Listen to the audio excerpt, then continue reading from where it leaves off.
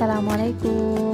Baiklah, hari ini kita akan presentasi mata kuliah Pancasila yang berjudul Pancasila dan Hakikatnya oleh kelompok 1 yang beranggota Siti Liani sebagai pemateri pertama dan saya sendiri Isnawati sebagai pemateri yang kedua. Kita persilakan kepada pemateri 1.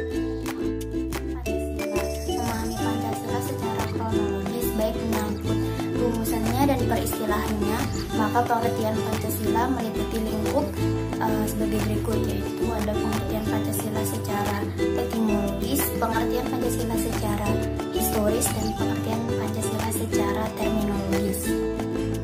Yang pertama ada pengertian Pancasila secara etimologis.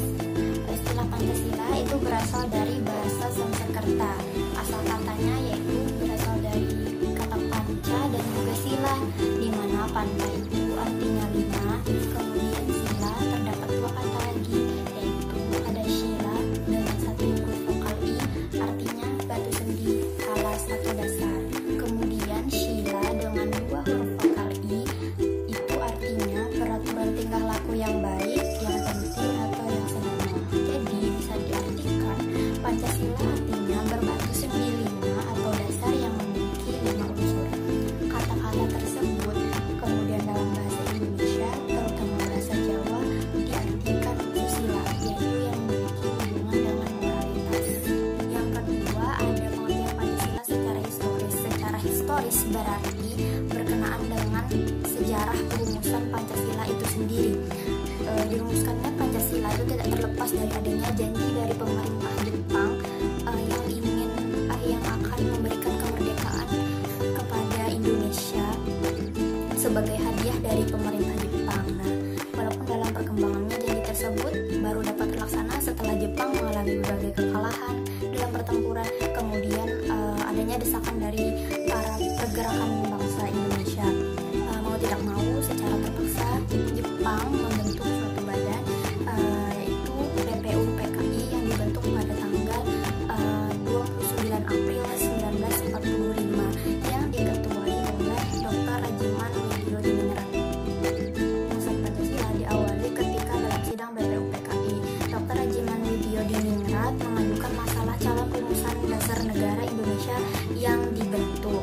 Nah, dalam sidang tersebut tampillah 3 orang pembicara yang mengusulkan rumusannya masing-masing, yaitu Mr. Muhammad Yamin pada 29 Mei 1945, yang kedua Dr. Supomo 31 Mei 1945, dan Insinyur Soekarno pada tanggal 1 Juni 1945. 1 Juni 1945 dalam sidang BPUPKI, Insinyur Soekarno berpidato secara lisan atau tanpa teks mengenai calon rumusan dasar negara Indonesia yang beliau beri nama Pancasila, artinya 5 dasar. Penamaan tersebut atas saran dari seorang temannya yang merupakan seorang ahli bahasa, tetapi beliau pada saat itu tanpa menyebutkan siapa namanya, dan usul mengenai nama Pancasila tersebut dapat diterima oleh peserta sidang.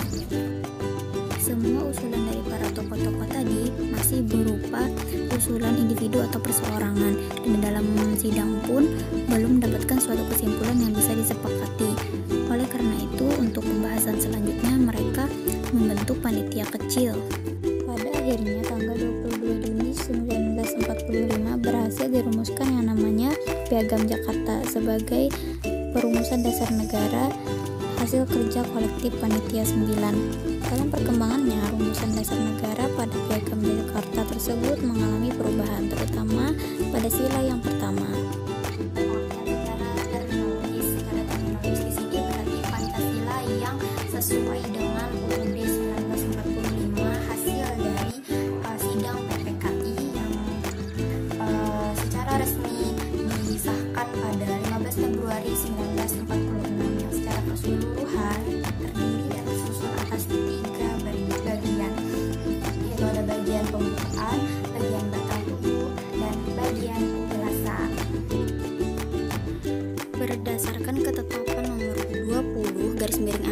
13/1966 dan Inpres nomor 12 tanggal 13 April 1968 yang menegaskan bahwa pengucapan, penulisan, dan rumusan Pancasila Dasar Negara Republik Indonesia yang sah dan benar adalah sebagaimana tercantum dalam pembukaan Undang-Undang Dasar 1945. Baiklah, kita lanjut ke materi yang selanjutnya, yaitu hakikat Pancasila. Sebelum kita lanjut, kita harus mengetahui dulu pengertian dari hakikat. Kata hakikat dapat didefinisikan sebagai suatu inti yang terdalam dari segala sesuatu yang terdiri dari sejumlah unsur tertentu yang mewujudkan sesuatu tersebut sehingga terpisah dan bersifat mutlak. Nah, di sini hakikat Pancasila ada 5. Yang pertama, hakikat Pancasila sebagai dasar negara. 2. Hakikat Pancasila sebagai pandangan hidup. Yang ketiga, hakikat Pancasila sebagai kepribadian bangsa. Yang keempat, hakikat Pancasila sebagai perjanjian luhur bangsa Indonesia. Dan yang kelima, hakikat Pancasila sebagai cita-cita dan tujuan bangsa Indonesia.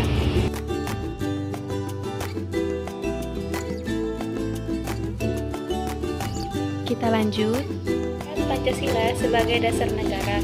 Pancasila bukan lahir secara mendadak pada tahun 1945, melainkan proses panjang yang didasari oleh sejarah perjuangan bangsa Indonesia, serta melihat pengalaman bangsa-bangsa lain. Kedudukan Pancasila sebagai dasar negara sebagaimana yang tertuang dalam pembukaan Undang-Undang Dasar 1945 merupakan sumber tertib hukum tertinggi yang mengatur kehidupan negara dan masyarakat. Pancasila sebagai pandangan hidup.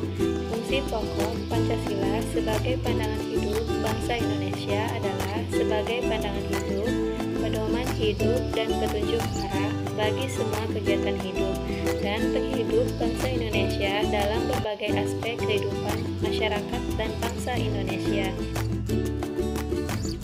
Pancasila sebagai kepribadian bangsa. Kepribadian gambar tentang sikap dan perilaku atau amal perbuatan manusia yang khas yang membedakan dengan bangsa-bangsa lain. Nah, di sini ada 5 ciri-ciri khas kepribadian bangsa Indonesia tercermin dalam sila-sila Pancasila. Yang pertama, berkebutuhan yang Maha Esa. Kedua, berkemanusiaan yang adil dan beradab. Ketiga, berjiwa persatuan dan kesatuan bangsa. Keempat, berjiwa musyawarah, mufakat atau mencapai hikmah kebijaksanaan. Dan yang kelima, bercita-cita mewujudkan keadilan sosial bagi seluruh rakyat Indonesia. Hakikat Pancasila, perjanjian luhur bangsa Indonesia.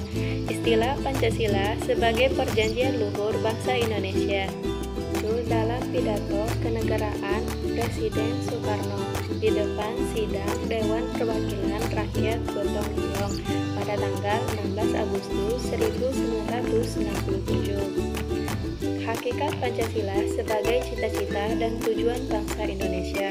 Tujuan bangsa dan negara Indonesia ada di dalam alien keempat pembukaan Undang-Undang 1945, yaitu melindungi segenap bangsa Indonesia dan seluruh tumpah darah Indonesia, memajukan kesejahteraan umum, menuntaskan kehidupan bangsa. Nah, di sini ada hakikat sila-sila dalam Pancasila. Yang pertama, ketuhanan yang Maha Esa. Kedua, kemanusiaan yang adil dan beradab. Ketiga, persatuan Indonesia. Keempat, kerakyatan yang dipimpin oleh hikmat, kebijaksanaan, dan dalam permusyawaratan perwakilan. Kelima, keadilan sosial bagi seluruh rakyat Indonesia. Video dari presentasi kelompok 1 semoga bermanfaat dan kami memohon maaf jika ada salah kata. Kami akhiri. Wassalamualaikum warahmatullahi wabarakatuh.